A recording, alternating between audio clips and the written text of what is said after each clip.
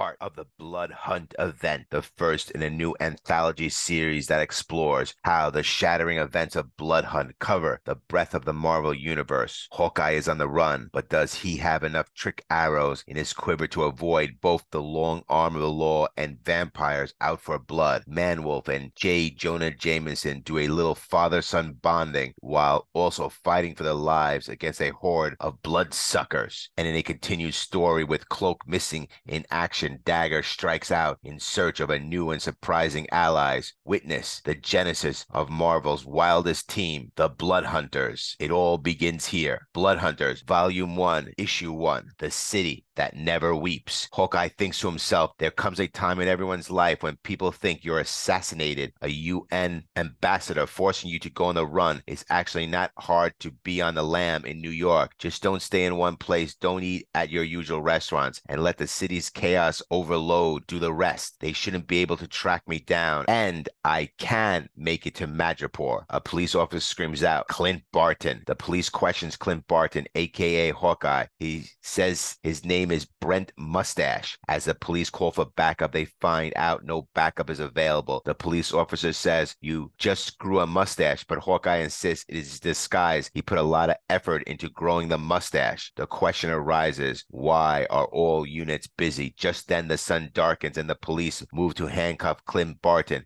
But suddenly out of nowhere, a vampire jumps through the window. Hawkeye drops down under the table. The vampire sees Clint Barton, but he grabs his compound bow and sends an arrow right through the chest, just as the other police officer was raising her gun. Hawkeye sends the other vampire crashing to the floor. Hawkeye looks out the window and sees another vampire chasing a pedestrian. He takes out his compound bow again and shoots the vampire. The arrow, made of wood, disintegrates the vampire into ashes. Hawkeye remarks, just as I thought, vampires need wood now. The person Hawkeye saves is a puppetry therapist with a wooden puppet in his backpack. Hawkeye has gathered survivors he found on a rooftop. Puppetry therapist, a priest, and a woman. As Hawkeye looks off the roof, he sees vampires attacking other humans and destroying everything in their path. Hawkeye knows that they have to make their move now to destroy these vampires. The puppetry master is scared and thinks to himself that maybe they should just wait until all this passes. More survivors gather in the restaurant and on top of the roof. Hawkeye says, look everybody, if I could have your attention, I know this is not how any of your days were supposed to play out. And yes, it looks like it's going to be gruesome, but if I may, I like to remind you of something. You're all New Yorkers. You've all dealt with terrorists. You've all dealt with Pizza Rat. And each and every time you carried on like a pedestrian who stopped to tie a shoe in the middle of a crosswalk. This is Hawkeye's inspirational speech. The pedestrians are ready to take the fight to the vampires. As Hawkeye jumps out of the alleyway, he strangely misses the heart of the vampire and asks the puppetry therapist for help. The puppetry therapist takes out the puppet made of wood and slams it into the vampire's heart. Meanwhile, the priest uses a laundry line to climb across the roof, and the woman sprays hot air onto the vampire. Hawkeye then sends an arrow through its heart. As neighbors witness the chaos below, Hawkeye collaborates with the priest on a plan. Suddenly, one of the neighbors emerges to assist, driving an axe with a wooden stake through the vampire's heart. With this unexpected help, Hawkeye remains hopeful that his plan will work. Hawkeye wonders where else but in New York City could he assemble such a diverse team on such short notice. With the priest's quick preparation of holy water, they dose the streets, causing the vampires on that block to burn in agony. Hawkeye reflects to himself that in New York City, normalcy is relative, and survival means embracing the constant flux of the city. Their ability to adapt to new challenges is what strengthens them. The police officer, impressed by Hawkeye's bravery and quick thinking, allows him to leave, even complimenting his mustache. Next story, blood relations. In Manhattan, John Jameson and J. Jonah Jameson find themselves running late for lunch reservations. However, upon stepping outside, they are greeted by the same ominous darkness that has gripped the city. Panic fills the streets as civilians flee in fear. Suddenly, a monstrous figure, a giant man-bat vampire, descends from the sky. In a moment of dire need, John Jameson transforms into his alter ego, Man-Wolf, and leaps into action, ready to confront the terrifying threat. As the two combatants took to the skies, Man-Wolf was taken aback by the sheer number of vampires swarming above the city. The Avengers were already engaged in a desperate battle against the tide of Nightwalkers, doing everything in their power to hold them back. Seizing the momentary distraction, the vampire launched a vicious attack, sinking its fangs deep into Man-Wolf's shoulders in an attempt to infect him. However, Man-Wolf swiftly regained control of the situation, steering the airborne struggle towards a spike atop a nearby building. In a decisive move, the vampire met its end at the head was severed in the collision. In the aftermath of the battle, Man-Wolf collided with a parked vehicle. Momentarily stunned, seeing his son in distress, JJ, overwhelmed with grief, grabbed a piece of broken wood, intending to stake him, fearing he was about to turn into a vampire. However, just before JJ could strike, Man-Wolf intercepted his hand, preventing the fatal blow. Disaster narrowly avoided. Man-Wolf explained to JJ that his condition as Man-Wolf actually made him immune to vampire bites. As they regrouped, a couple approached JJ and Man-Wolf. Man-Wolf urged them to seek shelter in a nearby church and encouraged them to inform others to do the same. He advised him to also seek out temples, mosques, and any other holy ground, as these places were considered safe havens. Additionally, he emphasized the importance of personal belief in religious symbols, as they could offer protection against the vampires, but only if the individual had faith in the particular belief system. As they navigated through New York,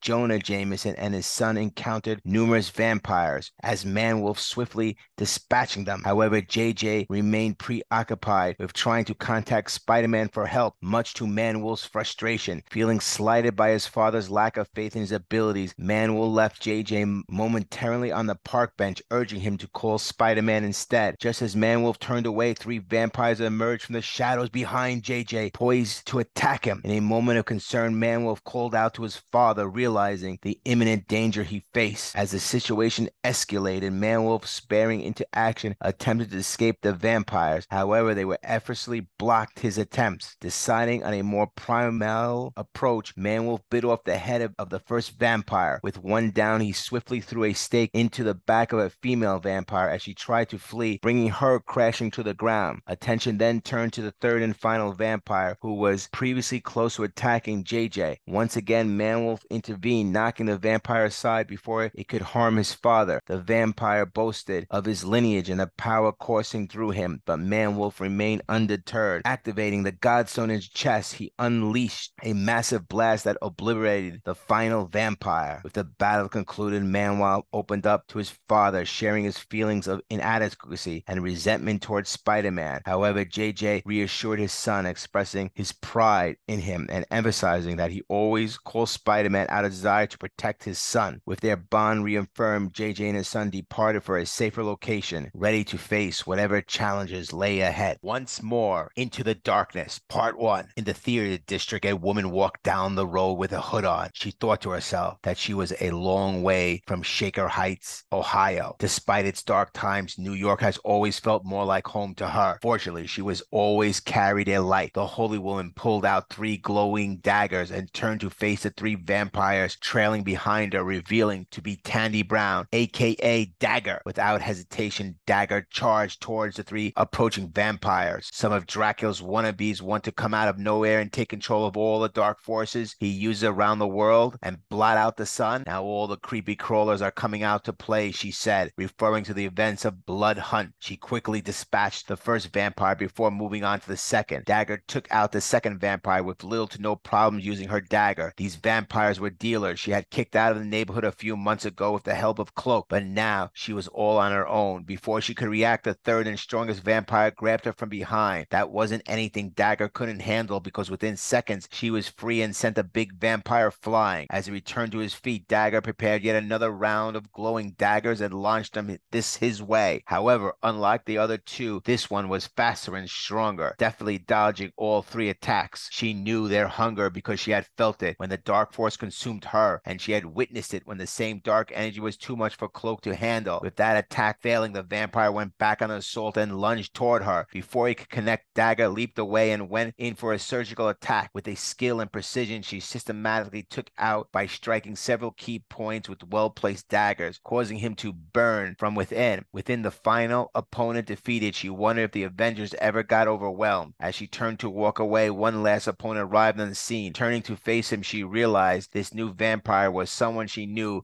by the name of Beren. Beren was not a hero, but a man she knew well. He made the best coffee in all 5 boroughs. In fact, she and Cloak were a big fan of his craft. Because of this, she was really trying to avoid killing him. As the fight went on, Dagger did everything she could not to hurt him, keeping him off balance with light daggers. With a flick of her wrist, she ended up pinning him to a car behind him. She turned to speak to him, hoping she was getting through, until the vehicle he was attached to exploded. The explosion completely knocked her off her feet, giving her old friend the opportunity to get the jump on her. But just before he could land, a spike came out of nowhere and hit Beren. With no other options left, she was forced to drive a dagger through his heart, killing him instantly. As the battle ended, Dagger looked up to see who had shot the spike. It was revealed to be Elsa Bloodstone, the immortal vampire hunter. Elsa said, "Don't cry over the kill. There's plenty more for both of us." To be continued in Blood Hunters, Volume 1, Issue 2.